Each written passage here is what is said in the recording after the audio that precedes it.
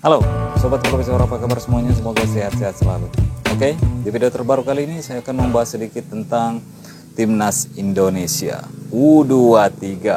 Kita tahu sendiri Timnas Indonesia U23 akan berlaga di turnamen Piala Asia U23 yang akan berlangsung pada tanggal 15 April sampai 3 Mei. Dan Timnas Indonesia U23 berada di grup A bersama tuan rumah yaitu Timnas Qatar U23, Timnas Australia U23, dan Timnas Jordania U23. Tentunya turnamen Piala Asia U23 ini menjadi turnamen yang berat untuk pendukung Timnas Indonesia, termasuk pencinta pelatih Coach Sintayong, teman-teman. Karena ya, kalau coaching tidak bisa mencapai target apa yang diberikan oleh PSSI di turnamen Piala Asia U23 ini, ya mungkin saja kita akan berpisah dengan coaching. Mungkin saja coaching tidak akan melatih lagi timnas Indonesia, karena kalau tidak salah di turnamen Piala Asia ini juga menjadi salah satu pembicaraan tentang target dan kelancaran perpanjangan kontrak dari Coach Sim bersama PSSI. Jadi saya berharap Coach Sim mampu membawa timnas U23 lolos sampai partai puncak kalau bisa, teman-teman, sehingga perpanjangan kontrak Sintayong tidak ada hambatan lagi karena melampaui target apa yang diberikan oleh PSSI. Meskipun saya sudah bilang di video sebelumnya, coaching sangat layak mendapatkan sodoran perpanjangan kontrak, apalagi setelah menumbangkan timnas Vietnam 3 kali secara beruntun, teman-teman.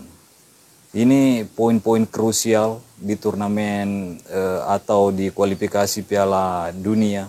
Tentunya ya, disitulah saya menganggap bahwa PSSI seharusnya udah menyodorkan perpanjangan kontrak pada Coach Sim tanpa menunggu hasil atau target yang diberikan oleh PSSI kepada Coach Sim di turnamen Piala Asia. Tapi ya, sampai saat ini belum ada sodoran kontrak kepada Coach Sim, dan ya ini mungkin jalan terakhir buat Coach Sintayong untuk bisa terus berada di kursi pelatihan timnas Indonesia, itu meloloskan timnas U23 sampai semifinal, minimal 8 besar sih. Jadi Coach Sim menambahkan kalau pemain-pemain yang ia sering gunakan atau yang bermain di luar negeri bergabung semua, kemungkinan besar tim ini mampu mencapai semifinal. Ya, itu juga harapan saya, Coach Sim mampu mencapai semifinal, bahkan sampai partai puncak yaitu partai final, sehingga tidak ada lagi alasan buat PSSI tidak memperpanjang kontrak dari Coach Sintayong. Dan nama-nama yang dipanggil oleh Coach Sim ya benar-benar kejadian. Pemain-pemain yang ia inginkan bermain tentunya masuk dalam list pemanggilan dari Timnas Indonesia U23, termasuk Pratama Arhan, termasuk Rafael Struijk, Ipar, Natancho, itu dipanggil semua. Justin Hubner, Ramadan Sananta, banyak pemain-pemain yang udah biasa bermain di timnas senior dipanggil oleh Coach Sim ke timnas U23 ini. Dan Liga 1 juga diliburkan gara-gara turnamen Piala Asia U23 ini, yang menurut saya bukan kalender FIFA juga, tapi is okay lah, karena ini memang sangat penting buat timnas Indonesia, buat PSSI, karena ya Olimpiade Paris adalah hadiah yang sangat besar jika mampu menembus sampai 4 besar. Dan itu harapan saya, Coach Sim mampu membawa timnas Indonesia lolos ke partai puncak kalau bisa. Jadi sekali lagi, tidak ada alasan untuk PSSI tidak memberikan perpanjangan kontrak kepada Coach Sintayong, karena menurut saya Coach Sim masih sangat layak, minimal 3 tahun lagi untuk Sintayong bersama timnas Indonesia, itu minimal 3 tahun lagi. Kalau diberikan 3 tahun lagi, tidak ada peningkatan yang signifikan, masih jalan di tempat dengan tambahan pemain-pemain diaspora yang bergabung, ya mungkin PSSI bisalah melirik pelatih-pelatih lain untuk menggantikan Coach Sinteyong. Tapi kalau karena kegagalan di turnamen Piala Asia U23 ini, ya ini akan menjadi perdebatan hangat bagi pencinta timnas Indonesia dan pencinta coaching semenjak melatih timnas Indonesia, karena kita udah melihat banyak perubahan yang dilakukan oleh coaching selama melatih timnas Indonesia.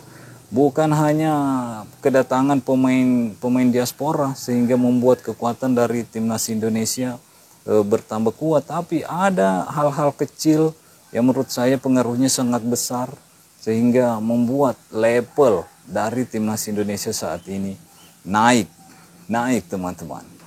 Ada hal-hal kecil, minimal dari segi disiplin, dari segi mungkin ya olahan gizi. Itu mungkin kalau atlet-atlet Indonesia mungkin menganggap hal sepele, tapi itu pengaruhnya sangat besar kalau dijalani dengan baik, dengan profesional, akan membuat tentunya pemain-pemain lebih berstamina, lebih tahan dalam bermain.